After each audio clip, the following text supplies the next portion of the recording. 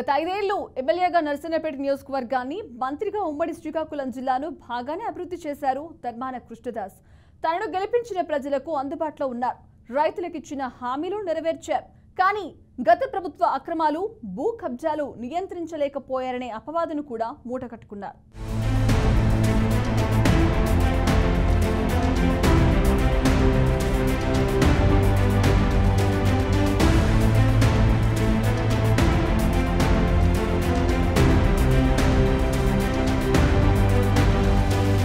కాంగ్రెస్ అభ్యర్థిగా ధర్మాన ప్రసాదరావు 2 సార్లు గెలుపొందగా ఆయన సోదరుడు ధర్మాన కృష్ణదాస్ 3 సార్లు విజయం సాధించారు. రాజశేఖరరెడ్డి మరణానంతరం వైఎస్ జగన్ పార్టీ పెట్టడంతో ధర్మాన ప్రసాదరావు మాట కాదని ఎమ్మెల్యే పదవికి రాజీనామా చేసి కృష్ణదాస్ వైసీపీలో చేరారు. దీంతో 2012లో వచ్చిన ఉప ఎన్నికల్లో తిరిగి పోటీ అనివార్యమైంది. అప్పటికే కాంగ్రెస్ పార్టీలో మంత్రి పదవిలో కొనసాగుతోన్న ధర్మాన ప్రసాదరావు తప్పనిసరి పరిస్థితుల్లో కాంగ్రెస్ పార్టీ తరపున మరో సోదరుడు రామదాస్ను ఉప ఎన్నికల బరిలోకి దించారు.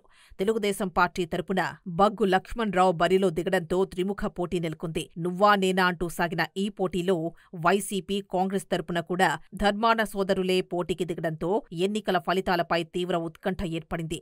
నర్సన్నపేట నియోజకవర్గంపై ప్రత్యేక దృష్టి సారించిన ధర్మాన ప్రసాదరావు తనకంటూ ఒక వర్గాన్ని ఏర్పరచుకున్నారు.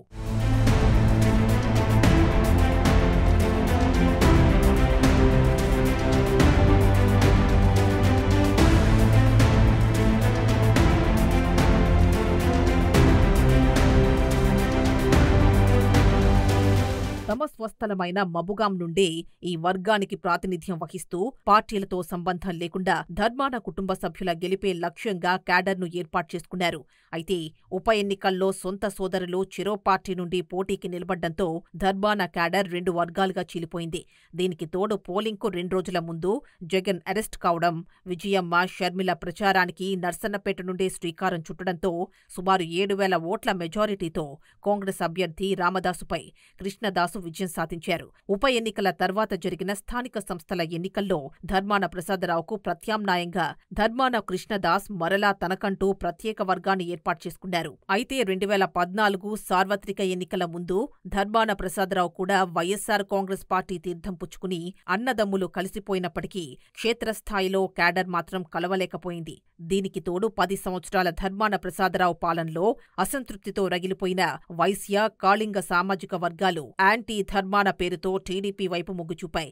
ఈ నేపథ్యంలో బగ్గు రమణమూర్తి సుమారు 4,800 ఓట్ల మెజారిటీతో వైఎస్సార్ కాంగ్రెస్ పార్టీ అభ్యర్థి ధర్మాన కృష్ణదాస్పై అనూహ్యంగా గెలుపొందారు.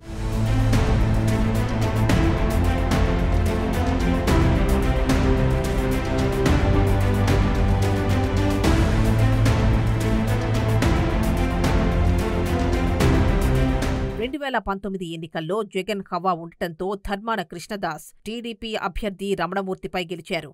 ఎమ్మెల్యేగా గెలిచి జగన్ మంత్రివర్గంలో మంత్రిగా పనిచేశారు. మంత్రి హోదాలో కోనపల్లి వంతెనను ప్రారంభించారు. దీంతో 40 నుండి 50 గ్రామాలకు రాకపోకలు సులువయ్యాయని ప్రజలు చెప్పారు.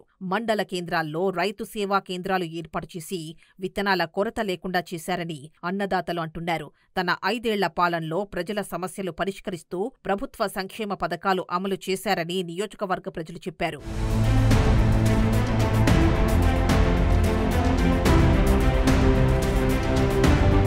రాష్ట్ర మాజీ మంత్రి ధర్మాన కృష్ణదాస్ నియోజకవర్గంలో అభివృద్ధి చేసినప్పటికీ భూ కబ్జాదారులను, అక్రమాలను అరికట్టడంలో విఫలమయ్యారని విశ్లేషకులు చెప్పారు.